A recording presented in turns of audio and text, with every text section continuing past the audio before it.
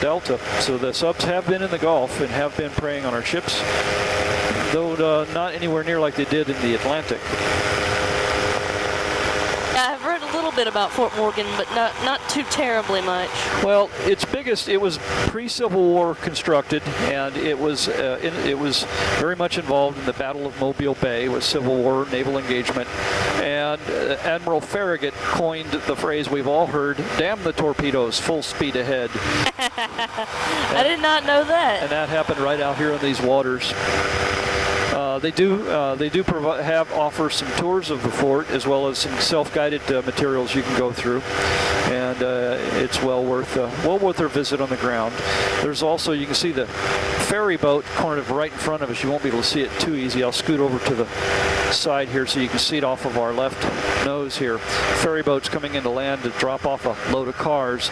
Looks like the last run of the day. He's got some to pick up to take back over to Dauphin, but not very many. Oh, that's really cool. And Dauphin Island is just a quaint little island. We've got a couple of restaurants and a bunch of residents over there, and more beaches. Pretty good load this evening, actually.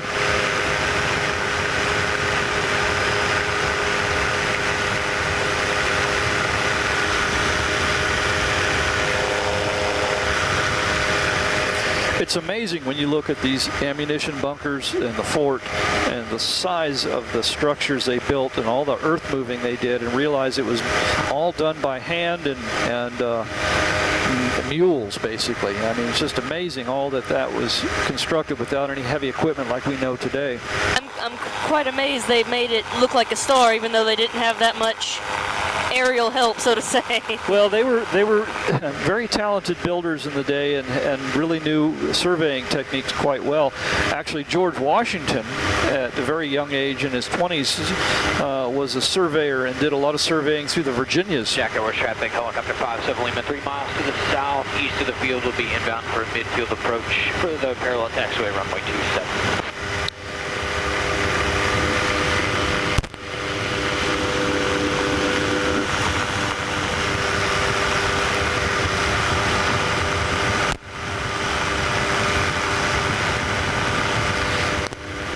Well, it's kind of a gray view on the way back. We had some real pretty sun glowing on the way out.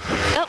We'll spin sideways a little bit here and there so we can see it on our return, but we got to get back before it gets too dark. So I'm going to give us a little throttle and head some speed on. We'll cruise about 80 miles an hour on the way back. We've been doing about 70 on the way out. All right. Fighting a little bit of a headwind, so this should get us back in time. But we'll be landing after sunset in what is known as civil twilight. We've got 29 minutes of civil twilight from the published time of sunset, which right now is 7:09. And my dad told me about that rule. Now, that's based on our latitude. If you're further north and towards the Arctic Circle, civil twilight can last for hours. Yeah, like Alaska. Exactly.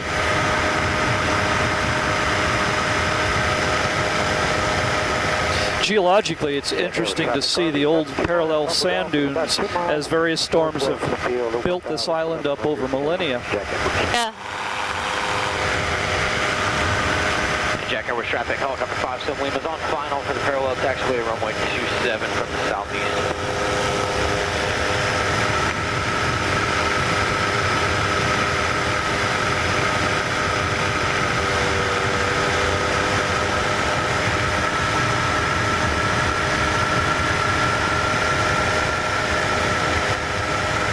I take my kayak out in these waters in the Gulf here and fish from time to time. It's a lot of fun.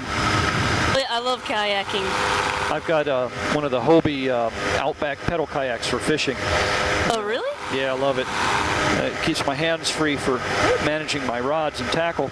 Now, I used to do a lot of whitewater kayaking in Virginia and West Virginia, and I built a 17-foot ocean kayak out of plywood mahogany and fiberglass. So I've done a whole bunch of different types of boats. 200 feet inbound with the west hangars. I've done a lot of sailing from time to time. That's always a lot of fun. My dad really loves sailing, even though he's only been like maybe once or twice. It's okay. You can be a sailor at heart without the access to a boat. Once you go, you get hooked if you like it, kind of like flying. We almost went, but I have two little brothers. That one is 4 and the other one's 2, so that didn't last long. That idea. Yeah, sailing is not an activity for toddlers. There's just not enough activity for them on the boat, and they start getting fussy pretty quick. Exactly. My mom's like, I don't want them to run off the deck. 1,600. Well, you know, activities like that and flying and such, really they don't appreciate until they're at least 8 or 9 years old, I find. Yeah, definitely. Before that, they just want to play in the yard and on the beach and, you know, do their own little thing, and they're just not ready for it emotionally. Exactly. There's nothing wrong with that. That's just part of human development. It's how we all grow.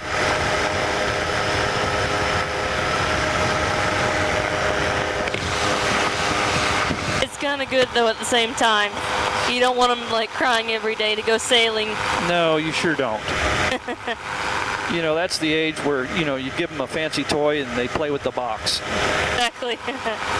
That happens every Christmas. And then we realize, why did we spend this much money when we could just give them a box? I mean, my God, when Mom and Dad, if they had to get like a new refrigerator or a new stove, and they let us have the box, my dad was cool. He would let my older brother have the razor knife so he could cut windows in it and doors, and we could draw. You draw things on the side. I mean, you know, we built little forts out of those things. They were cool. Building and taking other boxes, cutting the bottom off, and stacking them on top to make an even bigger box. Even bigger box. That's even better. Because then you could actually stand up in it. One Christmas we got a new refrigerator, so guess who got to play with the giant box? Oh. The refrigerator that was like twice as tall as me. You had a condo. Exactly. An indoor condo. Ton of fun. And then when we got a little older, my dad let us eat. He gave us each our first tool belt and some nails and hammer. And he pointed to the scrap wood pile and he said, "There you go, boys. There's a bunch of wood. You can build you a tree fort." Really? Yep. It was the worst cobbled together looking thing you'd ever seen, but we built it. We were so proud of that fort. That makes it all the more better. And my poor dad, we were on the outer bands of Hurricane Camille that just did some terrible damage in our area with tornadoes. Tore down his entire metal fence line. We had a salvage yard, and you had to visually screen it off from people so they couldn't see the junk cars. And it tore it all down and left our little house standing. And he's just sitting there shaking his head going, "It isn't fair. It's just not fair." He's like, I have all of this and it just got trashed, and the one little thing that's just left. Of course, I think we only put about 10 pounds of nails into that thing. That'll insure it. That'll insure it. You know, if one nail's good, 5 nails is a lot better. Exactly. So at least you couldn't fault us for building something shabby. Hey, if it stood up to a hurricane, I don't think it's that shabby. Well, it was in the backyard, so I'm sure it got a lot of wind shadow from the house. Well, yeah. Our little clouds took off and went inland on us, so we'll have to pass up going above the clouds tonight. All right. Ahead of us is Little Lagoon, and won't be too much longer. We'll be getting ready for our inbound return to Jack Edwards in about 10 minutes or so. Okay.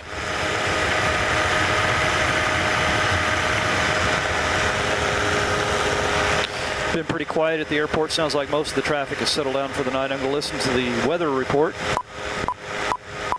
0 at 6, visibility 10, clear below 12,000, temperature 27 Celsius, dew point 24, altimeter 2995, remarks, density altitude 1,400. Notice to airmen, there is a noise abatement procedure in effect for runway 35 departures north of the airport. Notice to airmen, men and equipment working in close proximity to active runways.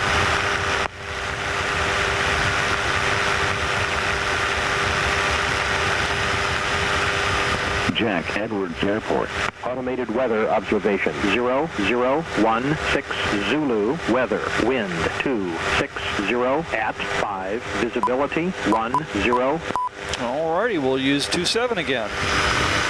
When you hear the numbers of a runway, that corresponds to which direction the runway faces on the compass dial. So the runway facing east is runway 90, and the opposite of 90 heading west is 270 on the compass dial. So they just drop the 0 and call it runway 27. Okay. And then we've got runway 17, which points almost due south, which is 180, and then runway 35 corresponding. Yeah. You can just see a sliver of green over there north of Oyster Bay, which is will be landing to runway 27. Yeah. The city lights are starting to glow. We're getting later into the afternoon, early evening here. That's the best time. Beautiful. In Birmingham, they used to have this thing on the hill that you could go up on. It was like a statue or something like that. They called it the Vulcan. Vulcan. I've been in the Vulcan when I yeah. was a little kid. Yeah. So I'm guessing. So me and my dad, we go up there sometimes, and it was just way better at night. Oh yeah. Do they still let people go up in the statue? Yeah, they do. Cool. Yeah, we took our friend that was actually quite scared of heights up there. He swore it was swaying. Me and my dad were like, "What? It's not swaying." Some lady wore high heels on the grates. She was slipping through. It was funny. You just, boy, that doesn't work very well. Yeah, I think it made our friend who was scared of heights even more nervous. He's like, she's falling through the grates, and the statue it's swaying. In Virginia, where I used to live out in the Shenandoah Valley, we had a lot of mountains out there, and on a lot of those peaks and ridges, there's old fire observation towers, and the Forest Service lets you climb up in them, and those are really fun. Yeah.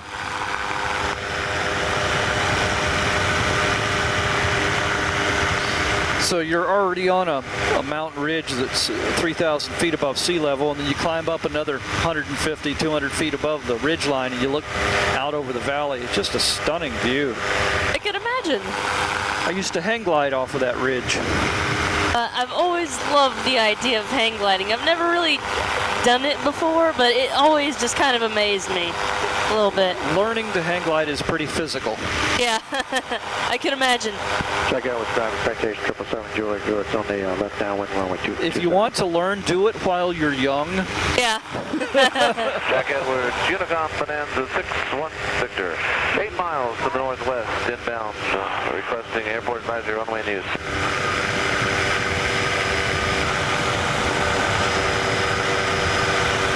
Inbound traffic at runway 27 is the active. Winds are fairly light, almost straight down the runway out of the west at about 6 miles an hour. You should have a good flight. Okay, we'll blend on runway 27 then for Bonanza 10 Victor. Amazed with the people that still swim because the sharks are coming out right about now. Well, yeah, I mean, early morning, late afternoon. Duh! Feeding time. Exactly. You might not want to go out. One time I was actually in the ocean, and it was actually a little bit lighter than this. I saw a shark fin like right beside me. Yeah, I got out of the water fast. That'll get you. It was one of those small, like little nurse sharks, but still, it was enough to make me go, okay, I think it's time to come out of the water.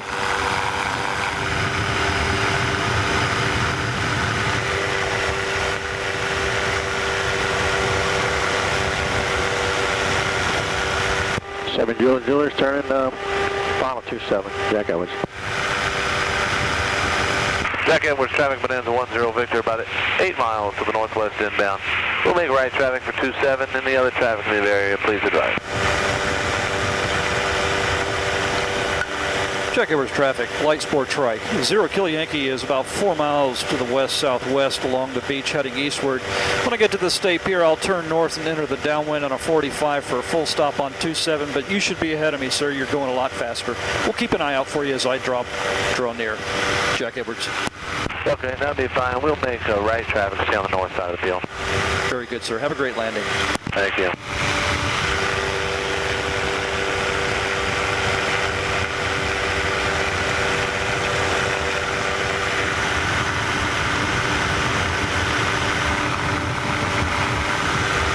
was thinking about the whole sharks thing, and I was like, haven't any of you ever watched Shark Week on National Geographic? Oh Just my saying. God, I love Shark Week. Are you kidding? Oh yes, quite. My favorite one was when the Mythbusters built that giant shark. And shot the scuba tank. Exactly. That was hilarious. That's pretty cool. I love that show too, so that's always fun. You learn something new a lot when you watch it. Let's face it, when you can put two silly nerds with explosives together, I mean, that's just fun. I know, and when fun. When one like has really high confidence and makes fun of the other one, that's even funnier. Oh yeah. I mean, those guys are like pouring gasoline on a fire, you know? Exactly. And yet they still haven't died yet. And it's amazing.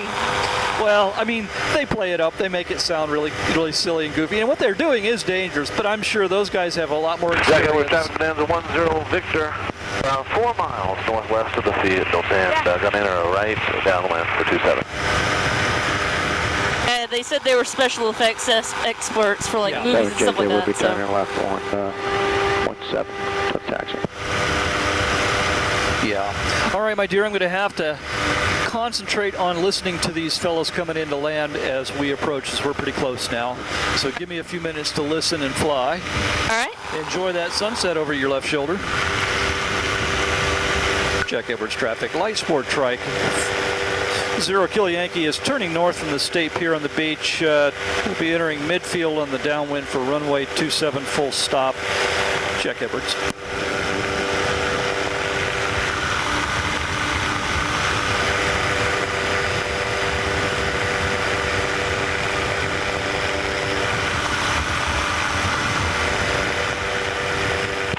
Jack Edwards, traffic bonanza 10 Victor. We're 6 to come across 59 here near downwind, right downwind 27.